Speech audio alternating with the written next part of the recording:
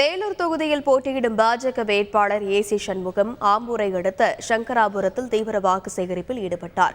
எம்பியாக தேர்ந்தெடுக்கப்பட்டால் தன்னுடைய கல்லூரிகளில் வேலூர் தொகுதியைச் சேர்ந்த 600 பேருக்கு இலவசமாக சீட் வழங்குவதாக வாக்குறுதி அளித்தார். நான் படிக்க வைக்கிறவங்கள பிள்ளைகளை படிக்க வைக்கிறோமா 600 சீட்டு இலவசமா நான் தரேன். 600 இடங்கள், அது இன்ஜினியர் ஆகட்டும், இது ஆகட்டும். அதே போல இலவச திருமண மண்டபம் ஒவ்வொரு தொகுதியிலும் கட்டித்தரமா. நீ 50,000 50,000 1 லட்சம் கட்ட தேவையில்லை. இப்ப இந்த 6 மாசத்துல 14,500 பேருக்கு பட்டதாரிகளுக்கு வேலை வாங்கி கொடுத்துருக்கோம். பேப்பர்ல நியூஸ் எல்லாம் பாத்தீங்கல்ல. அது போல ஒரு உத்தரவாதம் தருமா. இந்த வாட்ச் கூட நம்மளோட வராது. கடைசி நாள்ல, வாழ்க்கையின் கடைசி நாள்ல இந்த வாட்ச் வருமா? வராது.